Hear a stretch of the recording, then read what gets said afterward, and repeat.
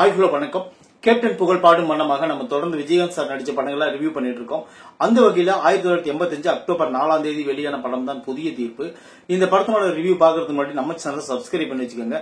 அப்பதான் நான் போடுற வீடியோ உங்களுக்கு வந்து கிடைக்கும். புதிய தீர்ப்பு இந்த படம் எங்கிருந்து எடுத்துருக்காங்க பாத்தீங்கன்னா, தெலுங்குல 1983ஆம் வருஷம் வெளியாகி நட்டி பாரதம் அப்படிங்கிற ஒரு படம் தான் இது. அந்த படத்தினோட தழுவல் தான் இந்த புதிய தீர்ப்பு. இது வந்து சிவி ராஜேந்திரன் வந்து இந்த படத்தை டைரக்ட் பண்ணிருப்பாரு. இளையராஜா மியூசிக்.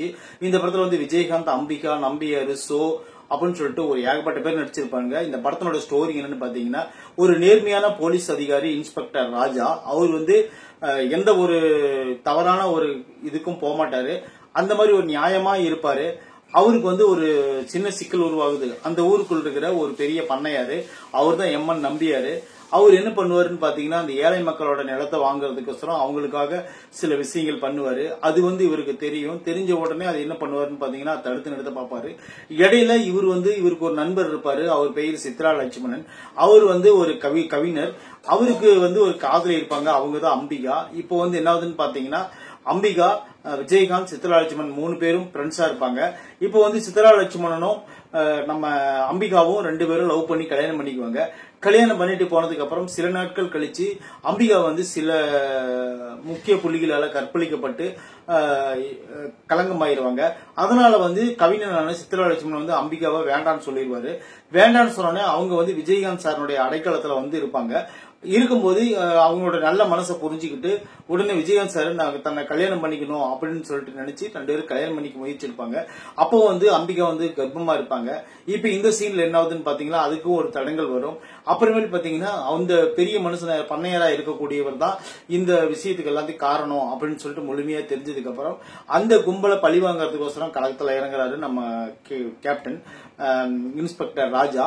இறங்கின உடனே அதுக்கப்புறம் நடக்கக்கூடிய ட்ராஜடி டிராமா என்ன, அதுக்கப்புறம் கிளைமேக்ஸ்ல நடக்கக்கூடிய முக்கியமான ஒரு சம்பவம் என்ன, இந்த படத்துல வில்லன்கள் எல்லாம் யாரு பழி வாங்குறாங்க அப்படின்னு சொல்லிட்டு இந்த படத்தை பத்தி நீங்க தெரிஞ்சுக்கோங்க. இந்த படம் வந்து ஒரு ஆவரேஜான படம் கிடையாது.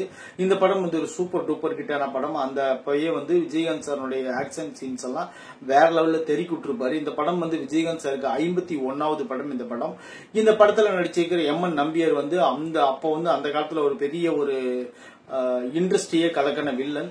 அதாவது எம்ஜிஆர் சார் படம்னாவே அது வந்து நம்ம எம்என் நம்பியார் இல்ல இருந்தா தான் அந்த படத்தினுடைய பயங்கர ஹிட் அப்படின்னு சொல்லிட்டு ஒரு காலம் இருக்கு. அப்பேற்பட்ட ஒரு வில்லன் வந்து நம்ம கேப்டன் அவர்களுக்கு வில்லனா நடிச்சிருப்பது இந்த படத்துக்கு வந்து பெரிய பலம். அது போல இந்த படத்தில் நடிச்சிருக்கிற அந்த 6 அடி மனுஷன் ஆகட்டும், அதுக்கப்புறம் நடிச்சிருக்கக்கூடிய மீதி எல்லா கேரக்டர் ஆகட்டும் சூப்பரா நடிச்சிருப்பாங்க. இந்த படத்துல சோ வந்து பேசும்படியான ஒரு கேரக்டர் நடிச்சிருப்பாரு. குடிகாரர், ரிக்ஷாக்காரன் நடிச்சிருப்பாரு. அவரு என்ன பண்ணுவாருன்னா, அவங்களுக்கு ஒரு பொண்ணு இருப்பாங்க, ஒரு பையன் இருப்பாங்க. அந்த கதை ஒரு தனி ட்ராக் ஓடிட்டு இருக்கும். ஆனா அவரு குடிச்சிருந்தாலும் கூட சில அரசியல், அப்ப இருந்த அரசியல சில கலாச்சுட்டு இருப்பாரு. அது போல அவரு இந்த அநீதிக்கு எதிராக குரல் கொடுக்கிற சீன்ல தான் உண்மையிலே பளிச்சிடும் ஒரு நடிப்பு கொடுத்திருப்பாரு.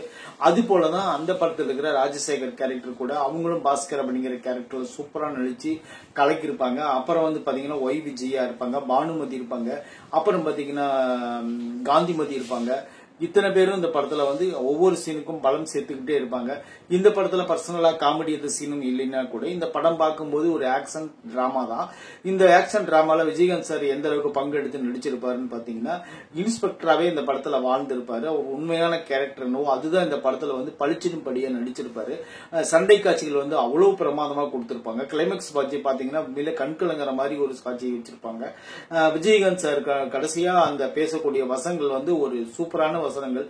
அது கேட்கறதுக்கோசரமே உண்மையிலே வேற லெவல் இருக்கும். இந்த படத்தை தயாரிச்சது யாருன்னு பாத்தீங்கன்னா, சித்ரா லட்சுமணன் தான் இந்த படத்தை தயாரிச்சிருக்காரு.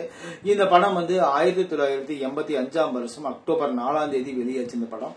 இந்த படத்தோட நிறைய படங்கள் ரிலீஸ் ஆச்சு. ஆனா இருந்தாலும் புதிய தீர்ப்பு அப்படிங்கிற படம் வந்து ஒரு பெரிய ஒரு சூப்பரான கிட்டடிச்ச படம். இது வந்து விஜயகாந்த் சாருடைய கரியர்ல முக்கியமான படம். இது வந்து 51வது அந்த படம் ரிலீஸ் ஆச்சு.